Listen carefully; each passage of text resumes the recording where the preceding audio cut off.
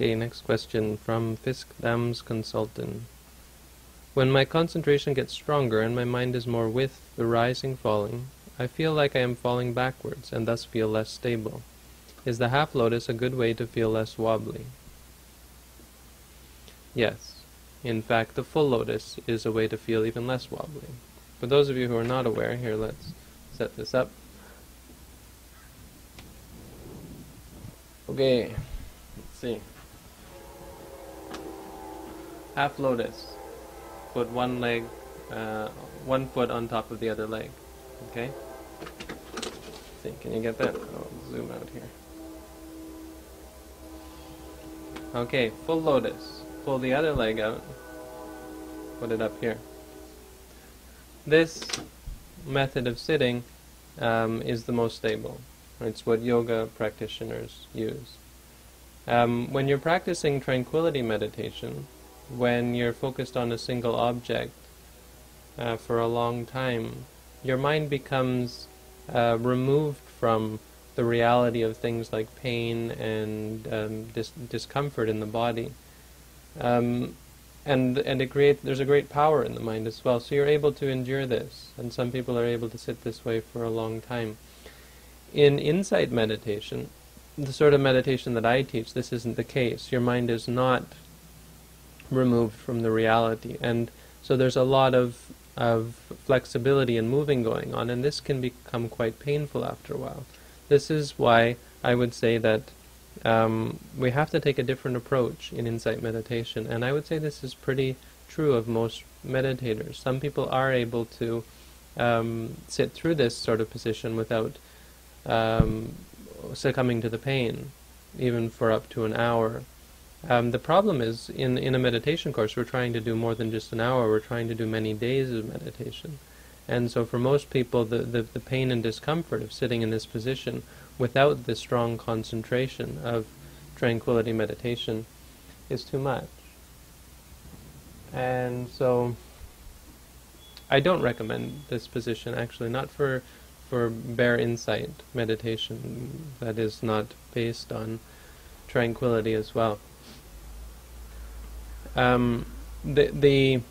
A more interesting thing to do is to look at the wobbling and to ask yourself what's going on there, because I guarantee there's a mental factor as well, which is the concern about it, worrying that you're going to fall over and so on, and probably in fact it's become just an obsession, and our mind is good at this. Our mind obsesses over things, saying that this is a problem, saying that, oh, I'm going to fall over.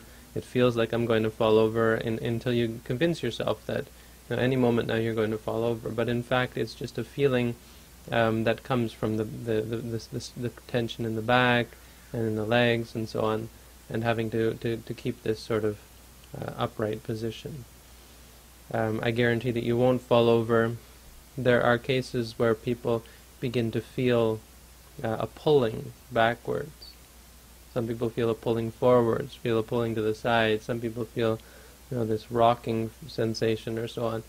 All of these things are caused, as you say, by strong concentration. And it's important just to say to yourself, feeling, or swaying or so on, and bring yourself back. Say, raising, or coming back or so on. Come back to a sitting position.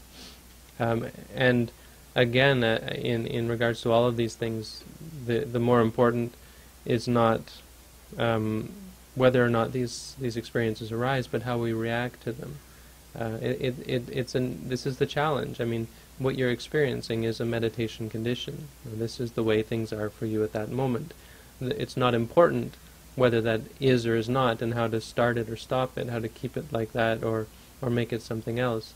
The point is what's going on in your mind at that time, and how to change the way you react to it. So from disappointment or discomfort or worry or so on, which are the real problems that exist not only in the meditation but in our life as well, to change to a state where we're accepting, and we're like, okay, now it's like this, okay, now it's like this, and neither attaching to it or becoming averse to it, that we're able to drop it and let it be the way it is, and simply live and exist in peace and happiness. Okay, so go for it. If you want to do the half lotus, the full lotus, fine, but it's not really the point, and you probably find that after a while it's a great amount of discomfort, especially if you decide to undertake a intensive meditation course. And I know people who are stubborn about it find actually it's a stronger distraction is the incredible pain in their legs.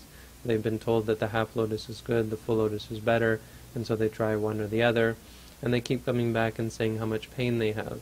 And if the teacher's not able to catch it, they won't realize why there is so much pain, and in fact the meditator is creating it unnecessarily and being distracted by the pain, thinking that they're supposed to just sit through it. You can try, but I think for most people it just becomes a greater distraction.